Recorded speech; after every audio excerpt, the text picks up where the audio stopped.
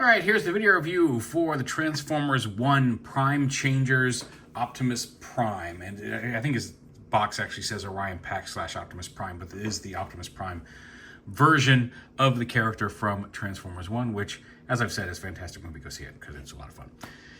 But anyway, this came in the giant promotional mailer box that Hasbro sent to a bunch of us to hype Transformers 1. I'm super excited and appreciative that they sent this to us all, and seeing everybody get theirs and enjoy it was a lot of fun the other day. And just there's just so much fun stuff in here that I wouldn't have picked up probably at retail on my own. And like I actually went out and got a couple extra figures after this box showed up. Basically, kind of on the strength of this Optimus. Now, he is much smaller than the Studio Series.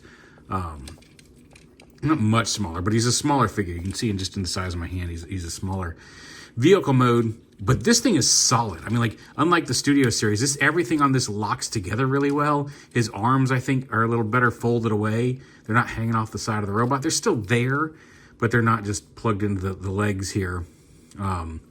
The axe is painted a solid blue versus being a transparent blue, but, you know, whatever. But it all locks together really well. And it's just super solid and chunky. You can roll it around. I could throw this in I would not have no qualms throwing this in a pocket knowing nothing's going to fall off of it. Just really, really happy with it. It rolls really well. Little Optimus. And a Transformer, of course, like most of them, the axe. Almost all of the Optimus Prime figures have the axe store right there in between the legs and under the cab. At least all the ones I've messed with so far. So take that out. See these guys' little fingers holding in it because it kind of transforms out of his hand. You see the movie, it's cool. And then you kind of split the legs apart.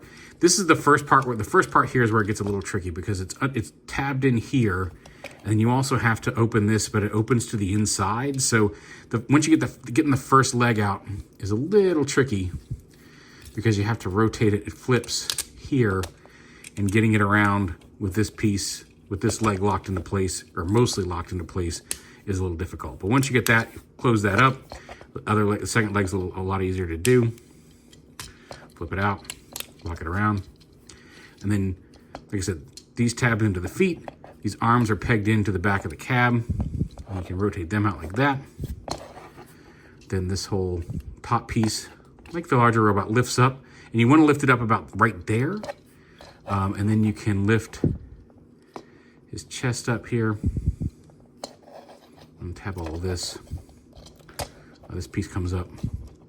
The arms come out to the side. Be careful here because the tension on these pins is just a ball joint inside the shoulder. And so if you try to pull from this piece versus from the gray piece, it's very easy to pop that ball joint off. It snaps right back on, but just FYI.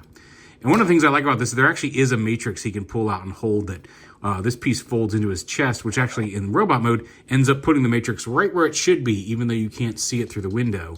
But he does have a little matrix in here. We'll go ahead and pop it out. That's where it stores, but we'll go ahead and pop it out so we can show it off later. But it's a little painted matrix that you can hold. But you flip this up into here, like that. The legs come forward. This comes up like this.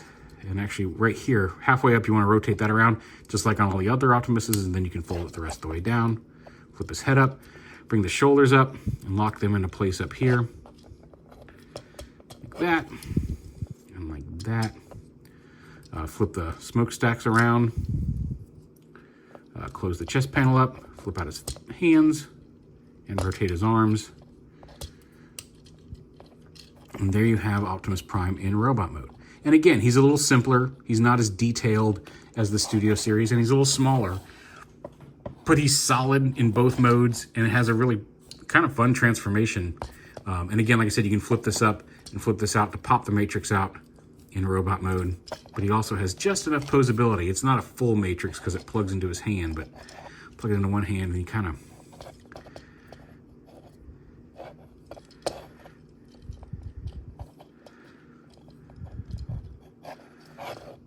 gonna get there, but he doesn't hold it like, you can't hold it straight out in front of his chest, but you can actually get a pretty decent holding the matrix pose. Although if you want him, you can kind of bring his hips, wrists in, but he can hold the matrix, which is kind of neat. And when you're done with it, you just open up his chest, flip out the panel, pop it right back in there. There's a little peg. There's a peg hole in the back that pegs right in there. You flip it up back into his chest cavity, and there he is. You can also pop off either of the smokestacks to be little hand pistols if you want. Personally, I generally don't, but you can. They peg in very securely. And then, of course, the axe. It's designed to fit over this hand because you can kind of see his fingers and his thumb. And it doesn't really peg into this hand very well. It's specifically molded for the right hand, even though I think he pretty much exclusively uses the axe on his left hand in the movie. But yeah, he's got a ball jointed head, so he can look around. Got ball jointed shoulders, bicep swivel, single hinge elbow, no wrist swivel. He does have a waist swivel. He's got a ball joint hip, thigh swivel. And again, they're just they're kind of like these little sandwich pieces. I'm not sure exactly what this type of joint is called. It's a swivel, but there may be a term for that specific type of swivel construction. This is just a friction clip. I just popped it off when I was twisting that leg back on. And then he's got a hinge knee. Push the leg all the way in. A hinge knee to about 90 degrees, and there's no ankle tilt. This is all one solid piece. Also, something to note, like he has the same kind of swivel hinge here at his waist, and make sure when you're transforming it, like the first time I opened it, this was sitting a little further back. The hinge was it hadn't come all the way out, and it was staying in throughout the whole transformation process, but it wasn't seated all the way forward. And if that's the case, the arms folding up and pegging into the back of the cab, and thus the legs folding in and pegging into the arms, does not work, or gives you a lot of clearance issues. You can make it all peg together, but he'll sit a little crooked. And if you're having that issue when going to vehicle mode, come back here and push on and hold his torso and push on his lower hips until they slide all the way forward, because they should lock into place. And once I locked him in there, I haven't had any issues. But I don't know if it was an assembly error didn't push them all the way in, or if in part of getting him out of the box, I slid them back a little bit and popped them out of place, because they are in there fairly securely once I pop them back in. But just if you're having that issue getting everything to line up in vehicle mode, try pushing those hips all the way forward. And as I mentioned in the Studio Series, there's a quick size comparison between him and the Studio Series version of Optimus. Obviously, the Studio Series has a lot more detail. I wish we'd gotten this transformation or some version of this transformation on with this level of detail, because he looks a lot better, but he's a fun little toy, and he plugs together, and he's solid in both modes, and just looks overall, I think, a little better as a cohesive vehicle, even though the Studio Series is obviously a lot more screen accurate in a lot of ways.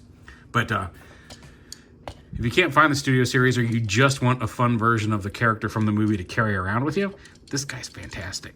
I was really surprised. Like I said, I hadn't picked up any retail stuff for TF1 yet, aside from the Studio Series Optimus. Partly because Hasbro's rep contacted me a few weeks back about this promotional mailer, so I didn't want to buy anything without knowing what was coming in that, so I didn't buy something that was going to be coming in the box. And as you saw the box, a lot of what's out on the shelves right now came in that box. I did go out today and pick up Sentinel and Bumblebee from the mainline series, and we'll do Sentinel next. Will be our next review, just because I enjoyed what came, the Quintesson and Alpha Trion and Optimus that came in the promo box. So yeah, if you're just looking for some fun Transformers toys, the mainline actually is, all the ones I played with in the mainline are actually pretty solid figures. Both literally and figuratively. Like, they're fun, they're not hard to transform, and they're pretty decent representations of the character while being solid toys in both modes. But anyway, there is Prime Changers Orion Pack / Optimus Prime from the Transformers 1 toy line. You know the drill by now. Check out the toy line when you get a chance. Like I said, the Studio Series have both been great, of the two that have been out so far for it. And some of the retail stuff is surprisingly solid and fun. You know, there's some of the gimmick lines. There's like some bot shot clones that are out there. There's some one-step changers and things like that. Even the little one-step push a button and they spring closed transformations. The Arachnid they sent is actually pretty neat, the way they work that gimmick into it, because it's not just a flip it around. It's actually a little cool little activate their cog and pop it, and it makes them transform. It's a pretty neat little gimmick. We'll show that off when we review those later on down the line. But the Prime Changers line, the main line for TF1, is actually a pretty solid line of figures. So check them out if you're inclined. Hope you all are having a great week, and we'll talk to you soon.